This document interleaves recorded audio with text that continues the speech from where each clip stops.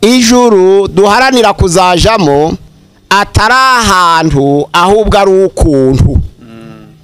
Tuvuga ko arizo mpamvu ijuru rya buri wese rigomba gutegurirwa mu mutima we.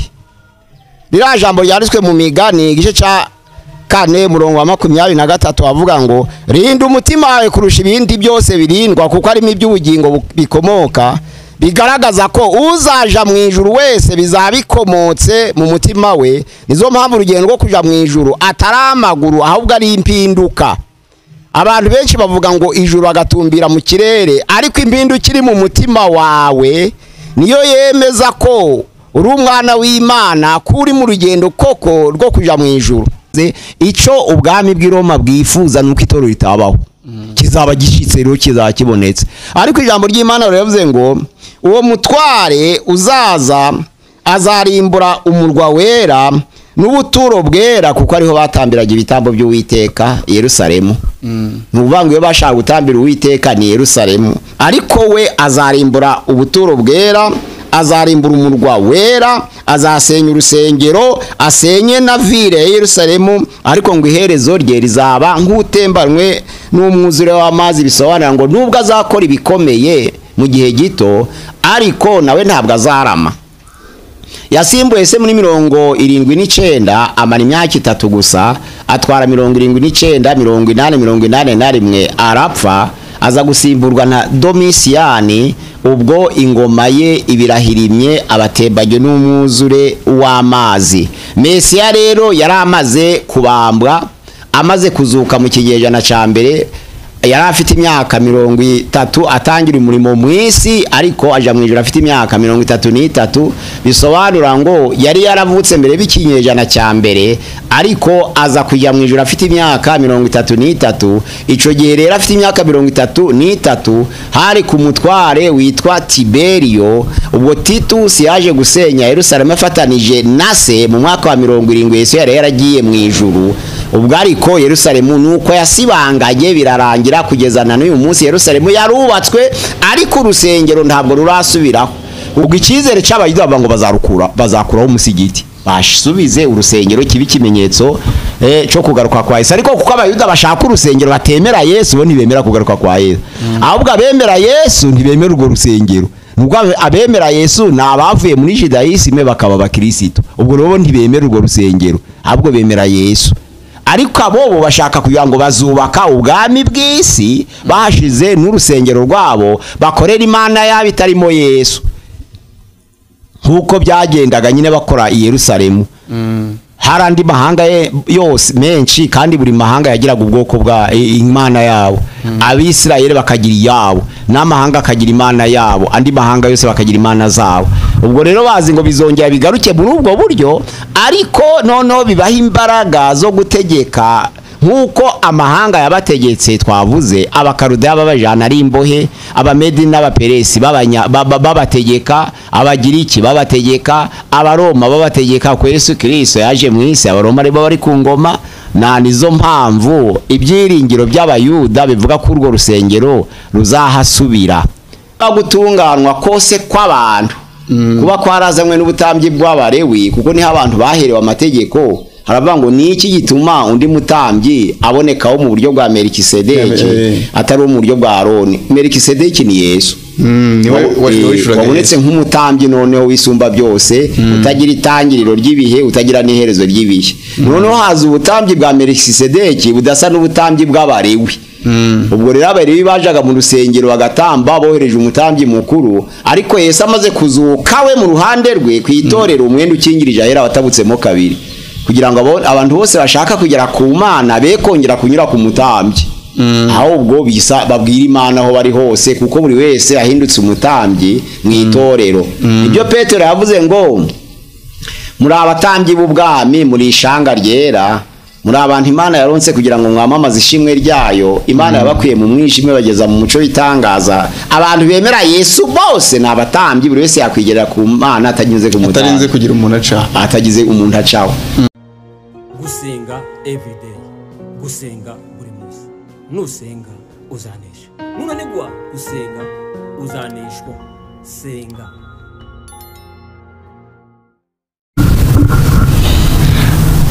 muze twongeye kuguha ikaze kuri gusenga everyday nkuko bisanzwe. Ndumva tugiye kongera gukomeza kuri za ngingo 13 twari twatangiye udukomereza no ku ngingo ya kabiri, kuko ndibuka ko ubushize twari twatangiriye ku ngingo ya mbere, tugiye kujyana noneho ku ngingo ya kabiri muri za zindi 13. Ariyo mpamvu tugiye gutangira tukwakira tuguha ikaze unadusengera kugira ngo twongere dutangire cya cyigisho cyacu.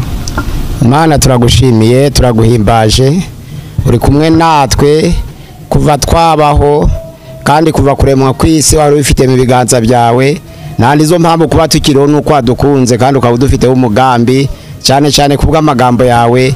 Turi imbere yawe tugiye gukomeza n'icyigisho cyacu nkuko bisanzwe, ubane natwe kandi ukore ku mitima y'abera bari mu mpande zitandukanye, kugira ngo baba bakijijwe baba batarakira agakiza, ijambo ribagereho, abakijijwe ribahumurize kandi ribakomeze, abadakijijwe ribahindure, kugira ngo bose bazagere igihe binjira mu nzu yitiriwe izina ryawe, maze nuja gushikira itorero mu gihe gito uzasange bose biteguye mu izina rya Yesu, amen.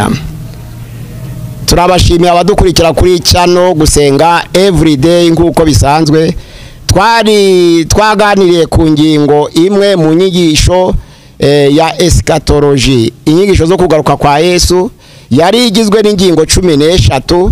Twazivuze ubushize tuvuga Imana dusenga nibyo, ariko ijuru tuzajamo ribahe cyari gice cya mbere. Ijuru abera baharanira kuzajamo ribahe nico gice twa mbere twaganiriye. Igice cya kabiri turaganira ibyumweru 70 by'iminsi y'imperuka. Igice cya gatatu tuganire ku bimenyetso bigaragaza kugaruka kwa Yesu. Igice cya kane tuganire ku rupfu. Igice cya gatanu tuganire ku bihe byo hagati. Igice cya gatandatu tuganire noneho ku muzuko uwabera. Igice cya karindwi tuzavuga neza ku kuzamurwa kw'itorero. Noneho igice cya 8 tuvugiye ku murage w'abera. Noneho itorero riri mu kirere. Igice cya 9 tuzavuga kuri antikristo no gukora kwe ku mugaragaro. Tuvuge noneho ku byago 7 biheruka. Igice noneho cya 10 tuganire ku ngoma y'imyaka 1000. 11 tuganire ku muzuko w'abanyabyaha ari wo muzuko wa kabiri. 12 tuganire noneho ku murage wabo, tubisoze tuvuga ku ngoma y'iteka ryose. Ibyo bicero uko ari 13 bitugaragariza kugaruka kwa Yesu. Tugeze ku ngingo ya kabiri ivuga ngo ibyumweru 70. Twasoje tuvuga ku gice cya mbere ko turasoma none ibyanditswe byera. Danieli, umuhanuzi Danieli, ibice ni 9, umurongo wa 24 kugeza 27 aratubwira ngo ibyumweru 70 bitegekewe ubwoko bwawe n'umurwa wera, kugira ngo ibicumuro bicibwe n'ibyaha bishire, no gukiranirwa gutangirwe impongano, haze gukiranuka kwiteka, byerekanywe n'ibyahanuwe bifatanishije ikimenyetso, ahera cyane hasigwe amavuta. Nuko ubimenye ubyitegereze yuko uhereye igihe bazategekera kubaka Yerusalemu bayisana kugeza kuri Mesiya umutware, hazabaho ibyumweru 7, maze habeho ibindi byumweru 62 bahubake, basubizeho imiharuro n'impavu, ndetse bizakorwa mu bihe biruhije. Ibyo byumweru uko ari 62 nibishira, Mesiya azakurwaho kandi ntaco azaba asigaranye, maze abantu b'umutwaro uzaza bazarimbura umurwa n'ubuturo bwera. Uwo iherezo rye rizamera nk'utembanywe n'umwuzure w'amazi. Intambara n'ibyago bizarinda bigeza imperuka, niko bitegetswe. Uwo mutware azasezerana na benshi isezerano rikomeye, rimare icyumweru kimwe, nikigera hagati azabuzanya ibitambo n'amaturo. Umurimbuzi azaza kwibaba ry'ibizira, maze kugeza ku mperuka yategetswe uburakari busandazwe kuri uwo murimbuzi. Ijambo ry'Imana ritubwiye ibyumweru 70. Ariko usomye muri Ezekiel ibice ni 4 umurongo wa 5 n'uwa 6 hatubwira ko Imana yagereranije umunsi umwe n'umwaka. Nuvuga ngo iyo bavuze icyumweru kimwe kiba gifite iminsi 7. Iyo minsi 7 rero ikagereranya n'umwaka, ariko hari naho muri Daniel 4:22 babivuze bavuga ibyibihe, ntabwo bavuze ku minsi, bavuze ngo ibihe 7. Bavuga iby'umwami Nebukadineza ko azaja mu ishamba akarisha nk'inyamaswa akamara ibihe 7, bisobanura ngo kamara imyaka 7. Ni Imana yatanze ubusobanuro kuri icyo kintu. Noneho rero ahangaha kubera iki bavuga itegeko ryo kubaka umurwa Yerusalemu, bakavuga n'itegeko ryo kubaka urusengero.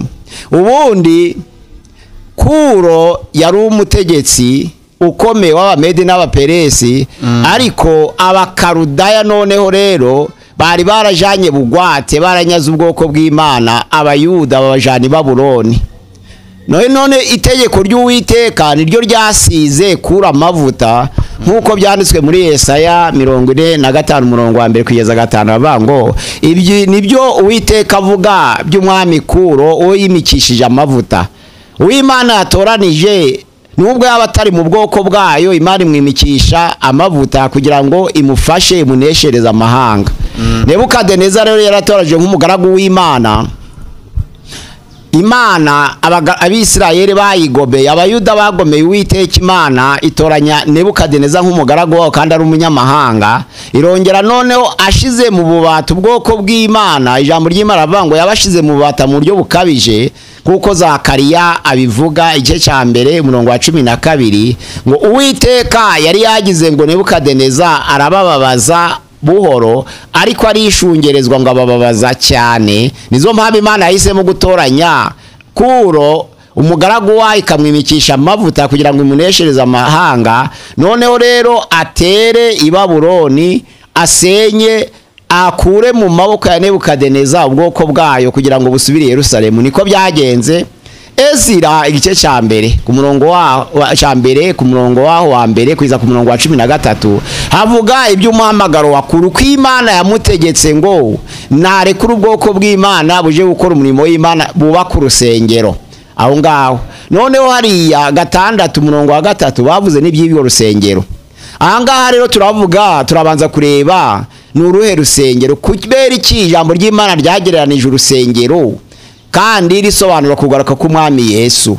Nuko Kristo nawe Yesu muri Yohana igice cya 2 umurongo wa 19 kugeza 21 urusengero rwaje kuboneka ko ari umubiri wa Kristo. Avuga iby'urusengero, bamubwira ngo nabaretse kugenda bamwereka urusengero bubatse, bamwereka imfatiro zarwo, bagereka inkingi, bamwereka amabuye na fondasiyo. Yarababwiye ngo ibi byose munyeretse nta buye rizasigara rigeretse kurindi.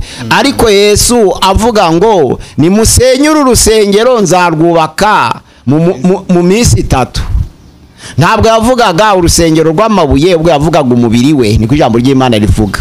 Insengero rero ni 3 zivugwa ahangaha mu byanditswe byera. Hari urusengero rwa mbere ryubatswe na Salomo, ariko rwaje gusendwa na Nebukadinezari igihe cyo kunyaga ubwoko bw'Imana Abayuda ngo abajani Babuloni. Hari urusengero rwa kabiri rwubatswe na Ezira, Nehemiya, Zerobabeli, ari rwo rwaje gusenwa mu gihe cy'amakimbirane Antiochus Epiphan. Abayuda n'abagira icyo barurwaniyemo mu gihe cy'intambara y'Abamakabeya. Urwo rusengero rero bararusenya. Noneho haza urundi rusengero rwa 3, ari rwo rusengero rwubatswe na Herode ashaka kwinezeza ku Bayuda kugira ngo bongere bamugirire icyizere abubakira urusengero.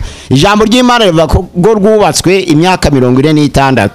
Nandizo mpamba Abayuda batangaye bakavuga batese urusengero rwubatse imyaka 46 uzarusenya mu minsi 3 uzabura inkande. Ariko ijambo ry'Imana rivuga ngo ntabwo basobanukiwe ubwiru bw'ijambo rya Kristo, kuko yavugaga iby'umubiri we. Urwa mbere rero rwubatswe imyaka 7, byanditswe mu Bami ba mbere igice cya 6 ku murongo wa 1 n'uwa 2 kugeza kwa 38. Urwo rusengero rwubatswe imyaka 7 n'igice. rwubatswe na Salomo. Urwa kabiri rero rwo Ezira avuga mu bice 6 umurongo wa 3 ari rwo na Antiquité Juife igitabo cy'amateka y'Abayuda ibice ni 11 umurongo wa 4 n'uwa 6 havuga ko rwubatswe imyaka 22. Nubango Kuro yigabiza ubwami bw'abakarudaya yabutsinze mu nshuro zigira zitatu. Inshuro ya mbere Aziya nto yayifashe mu mwaka wa 547. Inshuro ya kabiri afata igice noneho cy'Ibabuloni muri 539. Igice cya gatatu agifata muri 525 ari cyo gice cyo mu Egiputa. Ubwo bwami bwose bwayoborwaga na Nebukadinezari kugira ngo Kura bwiyegurire. Yari yategetswe n'Imana imuha amaboko, imusiga amavuta, imwambika imbaraga kugira ngo ashobozwe none hategeke ubwoko bw'Imana ngo busubire i Yerusalemu baje kubakira Uwiteka. Arababohora rero, byanditswe muri Ezira igice cya mbere. Ijambo ry'Imana hano riravuga ngo ibyumweru 7 itegeko rimaze gutangwa ryo gusana Yerusalemu, habanje ryo gusana urusengero aho ngaho muri 539, ariko hakurikiraho iryo gusana umurwa wa Yerusalemu wose no gukomeza impavo byabaye muri 457. Ubwo noneho byanditswe mu gitabo cy'ubusobanuro bw'ibyahishuwe na Danieli.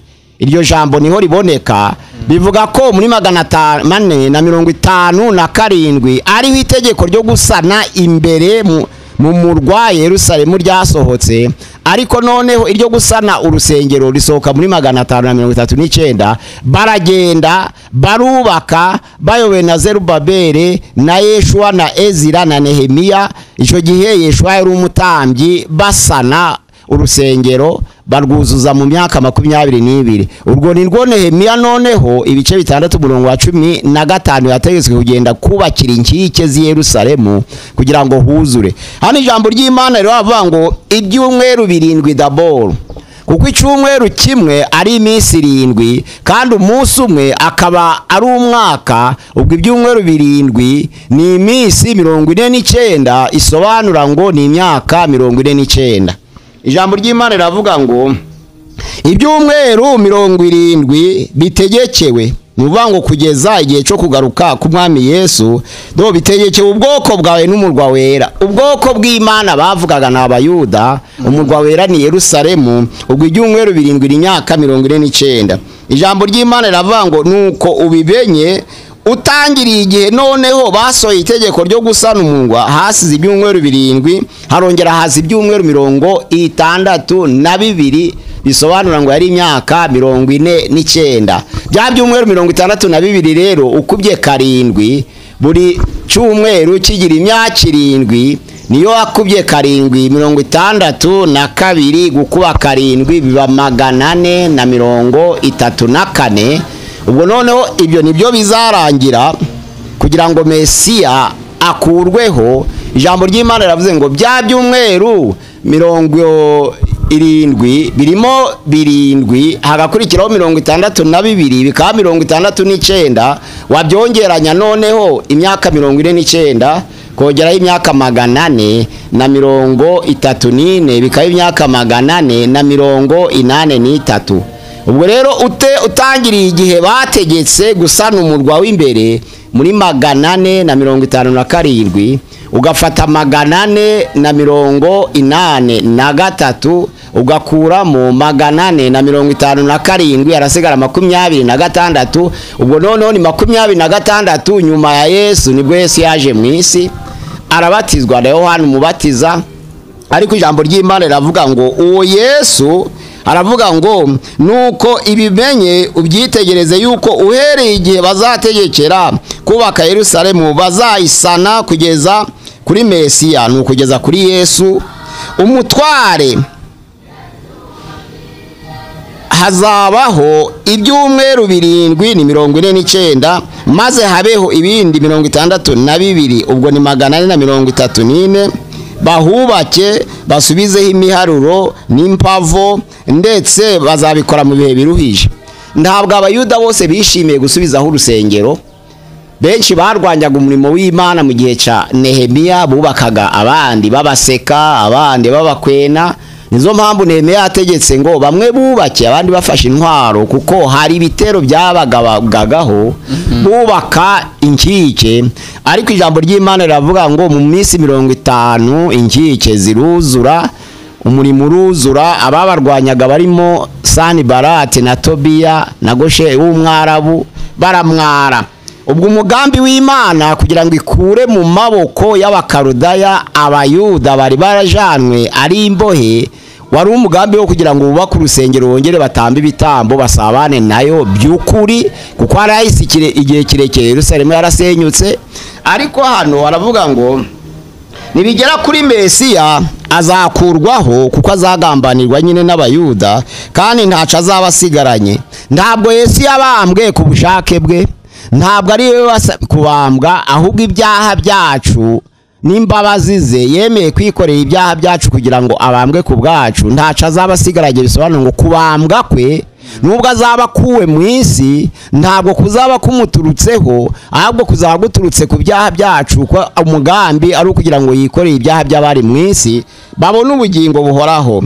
None umutwaro uzaza ahangaha Yesu amaze kujya mu ijuru, umutware witwa Titusi, nukuvuga ngo Vespasiye, uturutse kuri Kaisari Auguste ugakurikizaho Kaisari Tiberio, Kaisari Kayigura, Kaisari Claude, Kaisari Nero, Kaisari Gariba, Kaisari Otto Vitellius.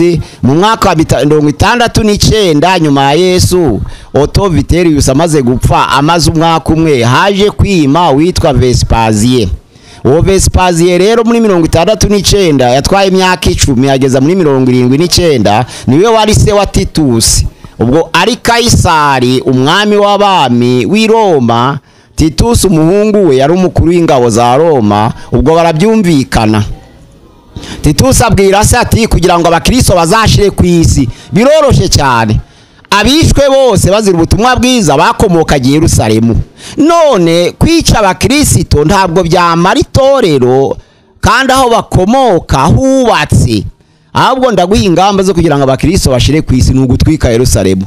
Niho mugambi wabaye. Cyari gihe cy'umwami Kaisari Vespasiye, ariwe Kaisari biromba, umuhungu wari umukuru w'ingabo. Babyumvikanaho, baraza bagota umurwa w'i Yerusalemu, barica baratwika bararangiza. Nibyo byumvikanye ngo umurwa wa Yerusalemu wasenyutse, mu mugambi wo kuvuga ngo nibakenera bavuga butumwa bazabura handi haturuka, kuko aha wategurirwaga ni Yerusalemu gusa. Bizaba birangiye, ivuga butumwa rizaba rihagaze. Kuko abo bana bose abayuda ari bakomoka kuri Sara kwa Isaka, Isirayeli yose yakomoka kwa Isaka, ariko abarabu bakomoka kwa Ishimayeli ariwe mwana wa Hagari, na Midiyani, abamediyani bose bakomoka kuri Mediyani, abana ba Ketura. Aburahamu yari afite abagore batatu.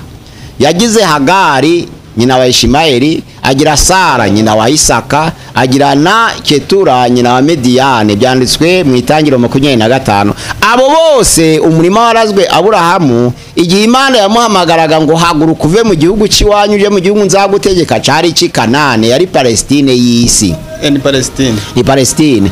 Abayuda rero bayifite uburenganzira ko bakomoka kuri Isaka akabura Aburahamu. Abarabu bayifite uburenganzira ko bakomoka kuri Ishimayeli akabara Hagari umugore wa Aburahamu nawe. None n'abamediyani na abana ba Ketura bakaba bakomoka kuri uwo mugore wa gatatu wa Aburahamu, nabo bakaba bafite uruhare ku murima wa se Palestine. Ubwo na amoko atatu ahanganye na n'uyu munsi, ariko abafite imbaraga na abayuda n'abarabu. Abamediyani basa naho batiriwe barabitekerezaho, wenda hari imyindi myuga bakora, ariko bose umurima ni wa Aburahamu. Ni intambara zikomoka kugeza uyu munsi wa none. Pastor dusubiremo aho hantu Palestina, Israeli. Oya Palestine, Israeli yo ni inkambi ubundi. Ni inkambi. Isirayeli nubango mu 1897 habaye ikintu citwa hari amaze kuba genocide y'abayuda mu Budage. Abayuda bari gusenyerwa ari cyo gihe muri 70 batataniye mu bihugu byose bitandukanye. Ariko iterambere ryabo cyangwa se ishari ry'Abadage babona ko wenda bari gutera imbere mu gihugu cyabo nibo babanje kubica.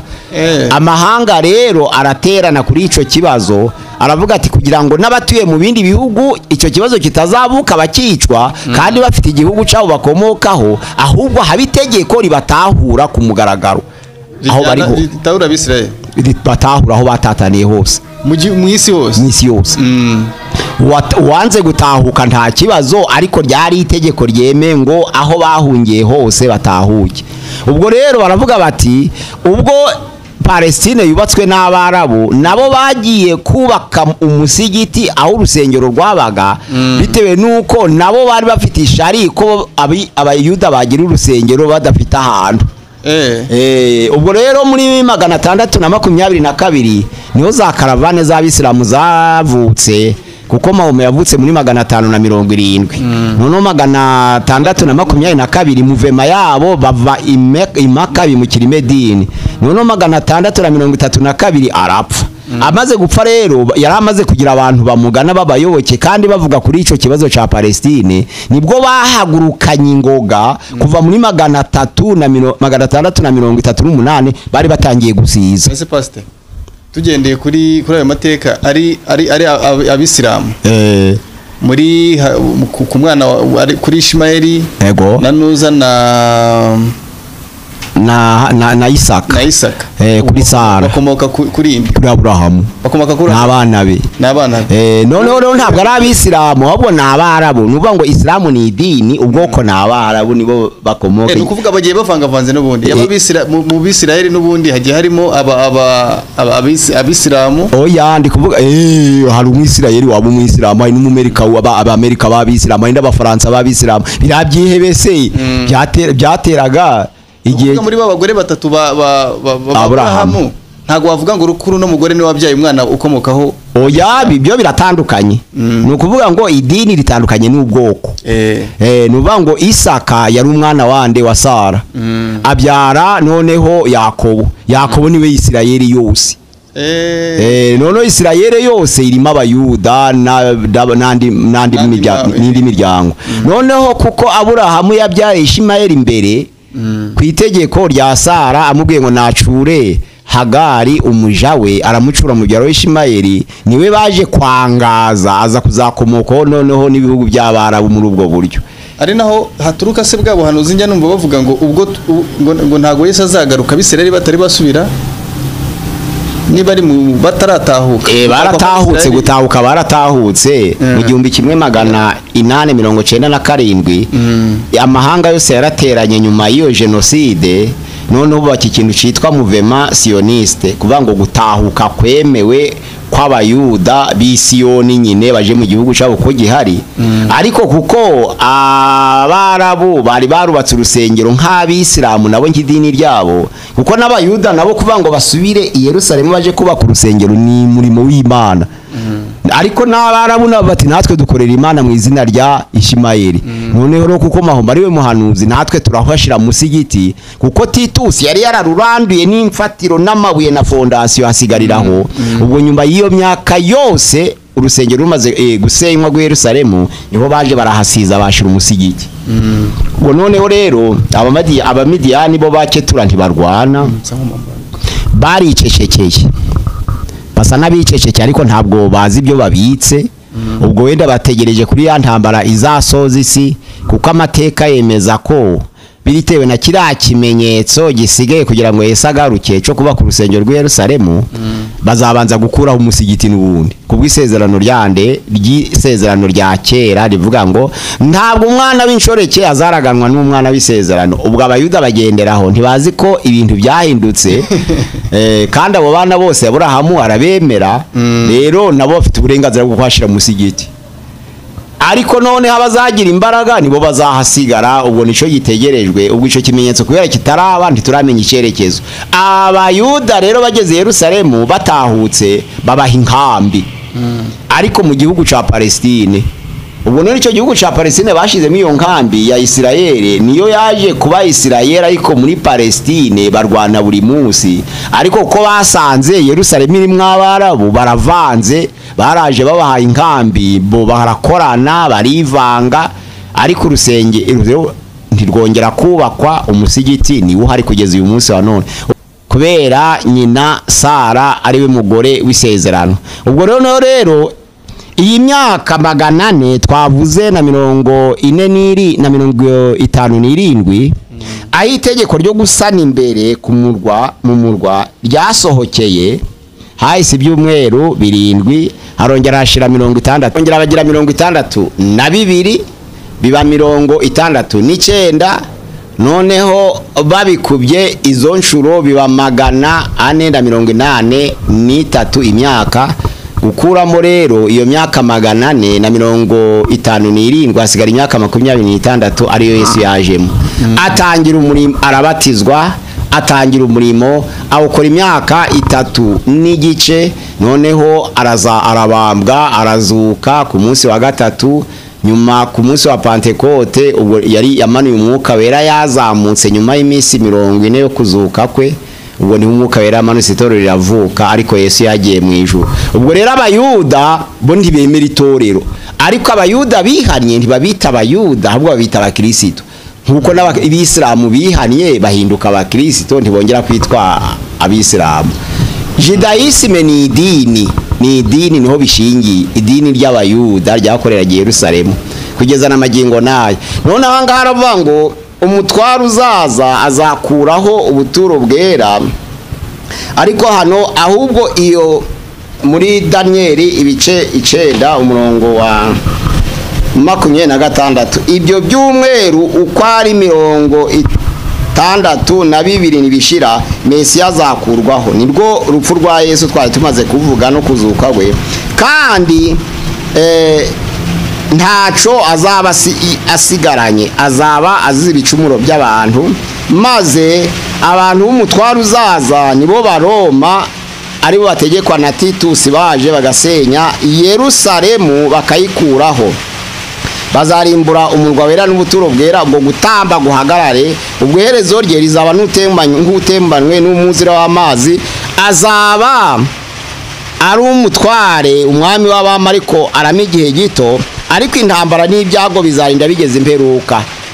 Twakomeza none numva imvura irimo kugenda igabanuka.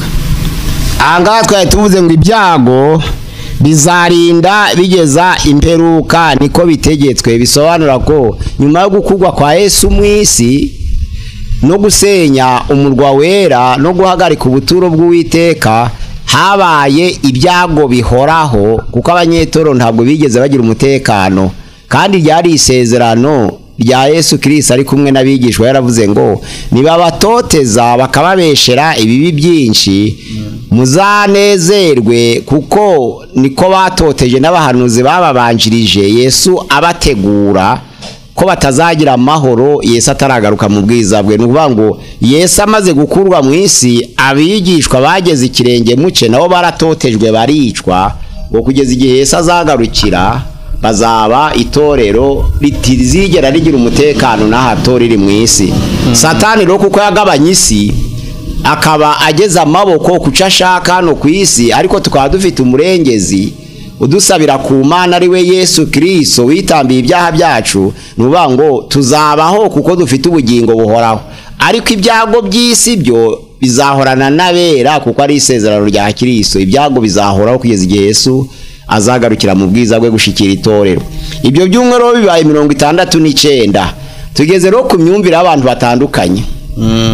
Hariya kuri bya byumweru 69, icumweru ca 40 benshi nk'abantu bamwe bitwa abapose benariste, bavuga ko uriya mutwaro uzaza, uyu mutware uzaza, aravuga ngo uwo mutwaro uzaza azasezerana na benshi. Ku murongo wa 27 bavuga ko ari Yesu, kuko Yesu amaze kuza mu isi yasize intumwa zibwiriza ubutumwa bwiza, abantu barihana, baze kwihana baba bayoboke be, asezerana nabo rero isezerano risha ariryo bita Nouveau Testament.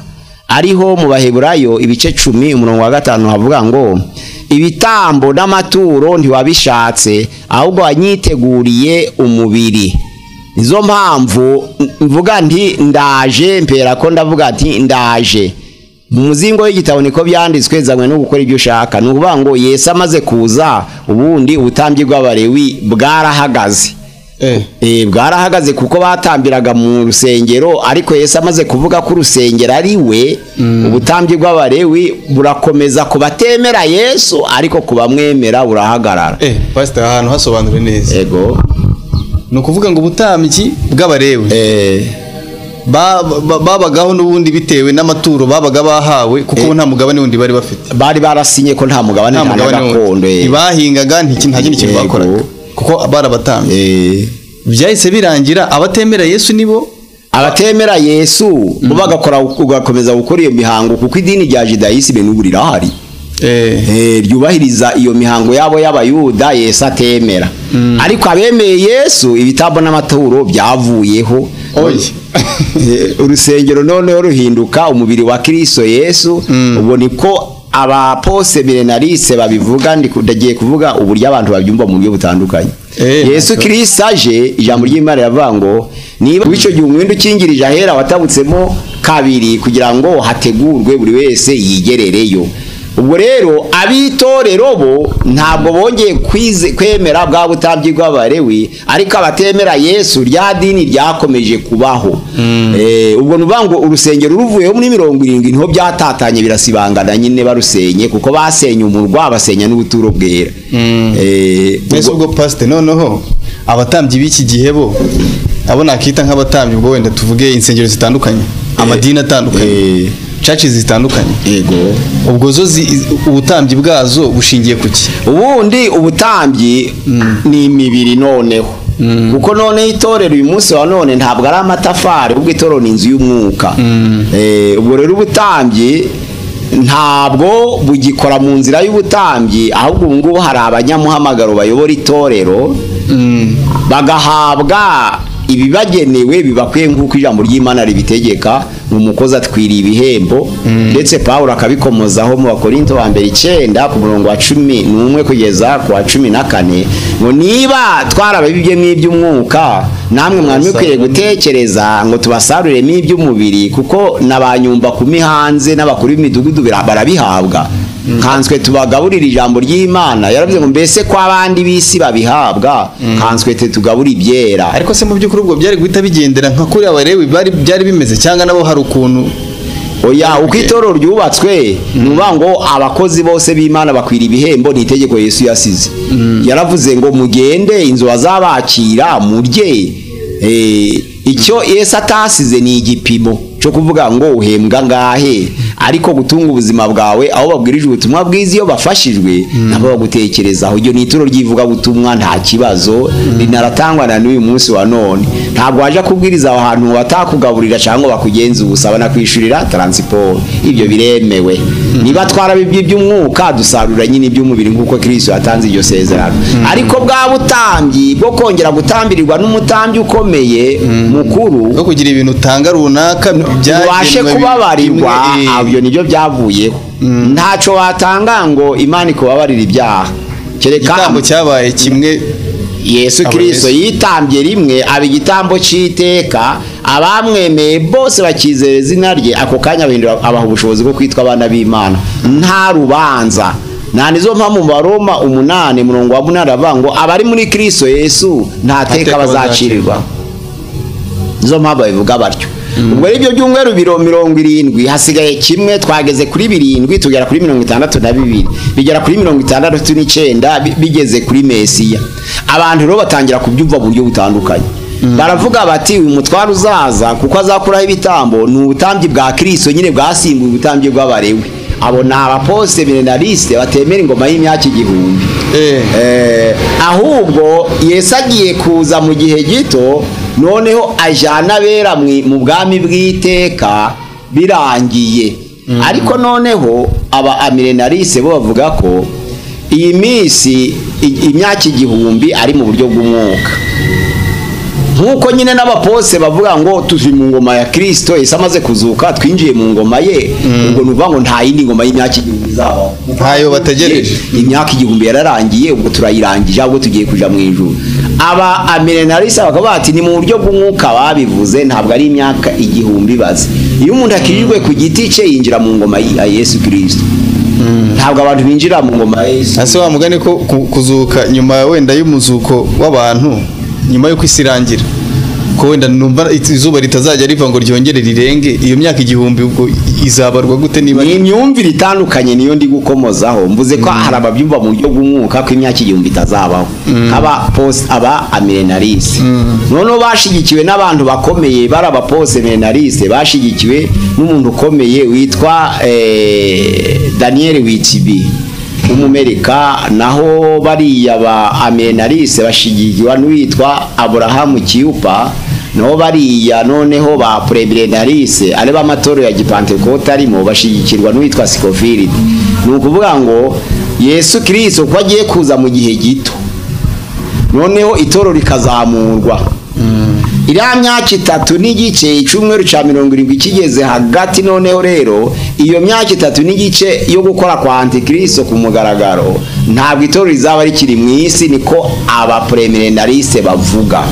Rizaba ahubwo riri mu kirere mu gihe cyo kujya gupima impano, noneho Antikristo akorere ku isi, mu bazaba bari ku isi.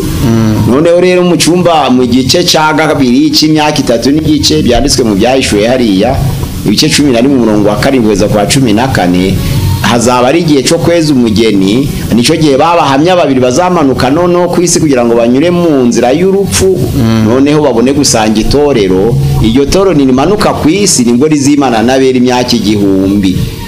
Ubwo niko kuri se cyangwa ubwo kuri byemera. Ibamara kwimana na Kristo imyaka igihumbi ku isi, yogiye Satana zababoshwe, nta murimo azaba afite. Ese undi kuki abantu basoma ibintu bimwe bakagira imyumvire itandukanye kandi basomye ibintu bimwe? Ni ukuvuga ngo nizo mpamvu abantu ntibuzuye. Bibiliya irabyemera byose, ivuga ko turi mu ngoma ya Kristo, ariko hari agakonfuziyo bagira. Nuvuga ngo kuba mu ngoma ya Kristo, bamwe batekereza ko kuba mu ngoma ya Kristo ni ukutagira ibyago. Abandi bagatekereza ko kuba mu ngoma ya Kristo ari umutima, ariko umubiri w'inyuma ukomeza kubabazwa. Niyo myumvire itandukanye. Ni nkuko wakwigisha umunsi wa none, hari amatora avuga ngo iyo ufite ibyago nukuvuga ngo hari ibyaha wahishe utatuye biri kuguteza ibyo byago, none tekereza wihane tukuderivure, ndetse nitumara gukora deliverance ibyago byose birakuvaho, asigaye icyo wifuza cyose kikugereho. Hari abigisha ubwo ibyago bikaba bizanwa n'ibyaha uwo wakoze. Okay, yo ni imyumvire. Abandi bakavuga ko Yesu Kristo ni intumwa barababajwe, kandi badusigira icyitegerezo ngo tugere ikirenge mu cyabo. Nuvuga ngo wemera Yesu Kristo azababazwa nkawe. Iyo ni ubundi butumwa ubundi butumwa. Noneho rero abantu bananirwa gutandukanya agakiza mu buryo bw'umwuka no mu buryo bw'umubiri. Yesu Kristo yakuyeho ibyaha, ariko ntabwo yakuyeho ingaruka z'icyaha, kuko si Imana yakoze icyaha, ahubwo ni umuntu wakoze icyaha. Ingaruka z'icyaha ntabwo ziza ku Mana, riza ku bakoze icyaha. Nizo mpamvu ntabwo ari Imana iguhariye, ahubwo urazira ibyo wakoze. Icyo gihe rero ubugingo urabufite, niba uzira ingaruka y'icyaha, kuko Adamu yakoze icyaha birarangira. Ubwo rero ingaruka y'icyaha cya Adamu niba ikugeraho ugapfa, ntibisobanura ko ubujijwe ubugingo, kuko abapfiriye muri Yesu Kristo bazazuka, bazukira ubugingo buhoraho. Niko byanditswe muri Daniel igice cya 12 umurongo waho wa mbere n'uwa kabiri n'uwa gatatu, baravuga ngo bamwe bazazukira gucirwaho iteka no gusuzugurwa iteka ryose, abandi bazazukira ubugingo buhoraho. Ubwo ni ukuvuga ngo uri muri Yesu Kristo ntishатuma adapfa, ntishатuma adasonza, ntishатuma atarwara. Ariko icy'ingenzi ni uko Yesu amaze kuzuka twazuranywe nawe mu bugingo busha. Ubwo ni ukuvuga ngo ubugingo burahari. Abantu rero bakumva ko umuntu uri muri Yesu atahura n'ibyo, uko Yesu abirusha gukomera. Oya, abakristo bazakena banabirukane mu mazu, apagani bayubake bayasohoze, kuko nawe ari wo mugabane wabo. None se bo babona iki? Ni nkuko bidagambaniye Yesu aziko n'ubundi afite ubushobozi bwo kuza kwikiza. Yego, ariko Yuda we noneho igihe cyo kugambanira Yesu yaramuzimo ubushobozi nyine bwo kuba atashobora no kwicwa. Aza gutangazwa nuko Yesu wari umugambi w'Imana kugira ngo aze gucungura abari mu isi. Ubwo biza kumukoraho nyine. ariko umuntu umwe za Yesu nta numwe wigeze apfa neza ngo bigaragare ko abazirizera Yesu bazagira amahoro ku isi. Kuko Satani amaze kwigabana nyine abamwizeye bose bazahura nayo makuba kuko atabishimira. Petero yavuze ngo abona abanyamahanga bitwa abimukira n'abasuhuke hano ku isi. Iri umunyamahanga rero ntugira zaduruwa zose. Ni ukuvuga ngo umukristo hano ku isi ni umunyamahanga ntaho yagira zaduruwa zose kandi Satani yarazigabanye. Ahubwo umupagani ku isi niwe wagira zaduruwa zose kuko yakwica akabishobora, yakwiba akabishobora, ariko umukristo utashobora kwica nuko atari iwawe nyine. Nta burenganzira rero afite, ariko nawe afite aho yateguriwe ahazicara iteka ryose mu munezero. Ibyumweru rero 70 uko bisobanura 69 birarangiye. Ubwo noneho bya bindi 7 biheruka nibyo bizaba itorero riri mu kirere ku matorero y'ububyutse. Imyaka 3 n'igice yo gupima impano, imyaka 3 n'igice yo kweza umugeni, hasi antikristo akora ku mugaragaro ku gice cya kabiri ibyago 7. Ubwo ni ukuvuga ngo nyuma yo kuboha kwa Satani amaze kubohwa, ubwo nibwo Yesu azimana n'abera iyo myaka 1000 ku isi nta kibazo. Ubwo rero Satani nabohorwa nyuma y'imyaka 1000 nibwo azahagurukira kurwana n'ubundi, kuko azaba afite umujinya mwinshi, kuko adashobora kwihana kandi azaba afite abambari badashobora kwihana. Azakoranya amahanga yose, namara gukoranya amahanga yose kubamwemera ni hazaforma ikintu cyitwa Goge na Magoge. Goge ni umutware w'abanyabyaha, no Magoge nabo banyabyaha ubwabo. Imyaka 3 n'igice izaba ari imyaka yindi isanzwe. Inzaba ari imyaka 3 n'igice y'icumweru ca 70. Twayibaze nkaho ni icumweru ca 70 gifite imisi ngahe 7. Iyo misi 7 rero twashize mu myaka 7. Iyo bashira mu myaka 7 yandi ubuhanuzi. Ubwo none rero nyuma y'iyo myaka 3 n'igice, igice cya kabiri, muri ico gice cya kabiri nibwo Eliya na Enoki nyine bazamanuka ku isi kugira ngo banyure mu rupfu bicwe, noneho bahamagarwe mu ijuru kugira ngo basanganire itorero mu bicu, bazamanukane n'itorero kwima ingoma y'imyaka 1000. Ubwo ni ukuvuga ngo ibyo byumweru 7 biheruka cyangwa ico cyumweru ca 70 ahubwo c'imyaka 7 abantu nico basobanura mu buryo butandukanye, kuko abantu benshi ntabwo bemerera myaka 1000 yo kwimana na Yesu nabera ku isi, ahubwo bavuga ko bazazukira rimwe nabo bagasoma ko muri Matayo 25 umurongo wa 30 bavango ubwo Yesu azaza mu bwiza bwe agarukanye n'icubahiro cye n'abamarayika bera ngo azabarobanura nk'uko umungera robanura intama mu ihene. Intama zazishira iburyo, ihene zishira ibumoso.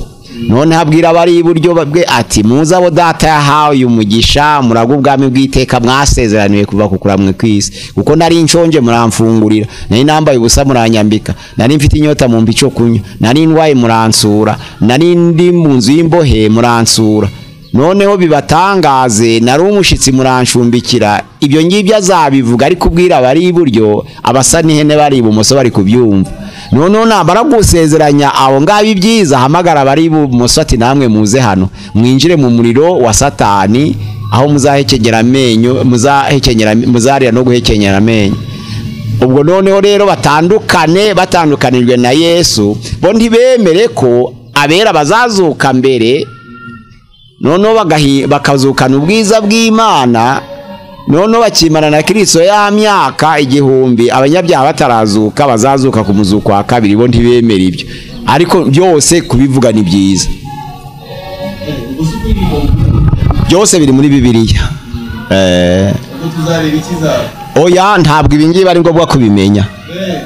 Nukuvuga ngo haba abamilenaliste bavuga ngo ni mu buryo bw'umwuka ntabwo imyaka y'Imana ibarwa, haba abapose bavuga ngo imyaka 1000 yararangiye muri turangije Yesu amaze kuzuka, haba bano ba premilenaliste bavuga ngo bugiye gito nibwo Yesu azimana n'abera imyaka 1000. Abo bose ntaco byabamarira ahubwo gutegura rya juru mu mutima twatangiriyeho. Ese ubaye mu bazazuka nyuma y'imyaka mbere y'imyaka 1000 ahubwo mu mutima wawe urabikwiye? haba mu buryo bw'umwuka se ubona ubereye kuja mu ijuru ukabana na Yesu. Ijambo ry'Imana riravuga ngo uko tuzasa ntikurerekanwa, ariko Yesu niyerekanwa tuzasa nawe kandi tuzamureba ukwari. Ijambo ry'Imana riravuga ngo ufite ibyo byiringiro yiboneze nk'uko na Kristo aboneye. Yohana ya mbere ibice 3:2. Urumva ko bisaba kubonera, ntabwo bisaba kumenya.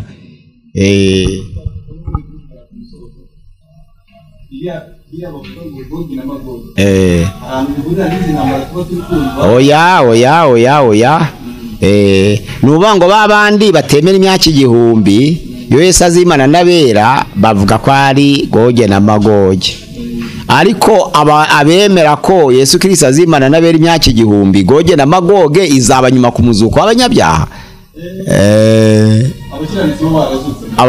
Bazuka mbere nyine bimana na Kristo imyaka 1000 Satani aboshwe abanyabyaha batarazuka. Kuko abakiranutsi bapfuye baja muri paradizo bataraja mu ijuru, ntibaraja mu ijuru. Ariko abanyabyaha bapfuye baja ikuzimu, ariko ntibaraja muri Gehonome kugeza ubu ntibarababazwa.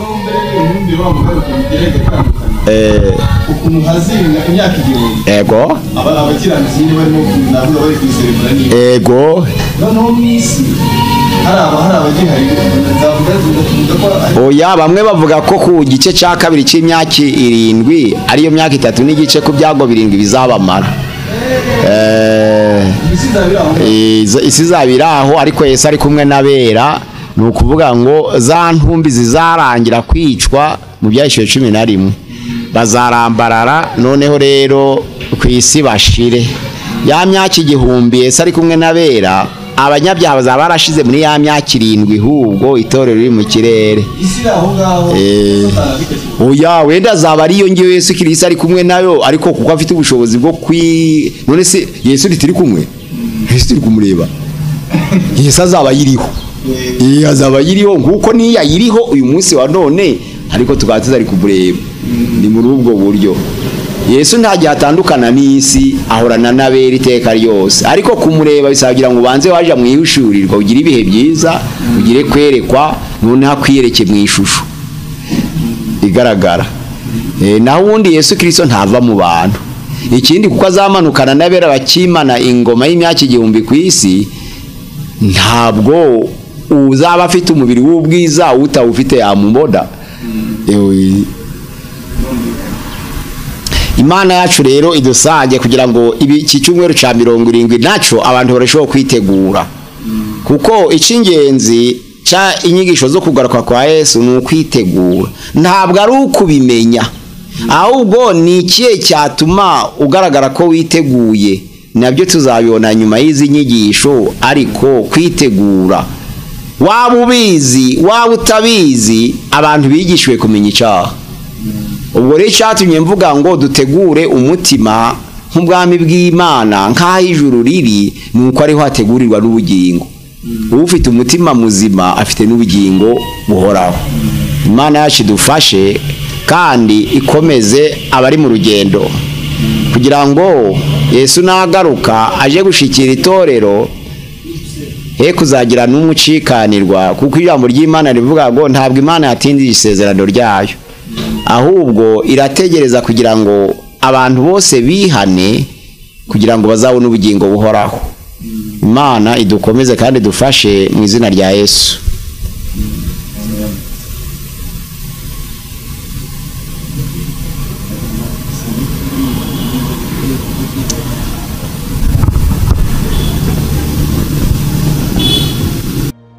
Gusenga everyday, gusenga buri munsi. Nusenga uzanesha, nunanigwa gusenga uzaneshwa. Senga.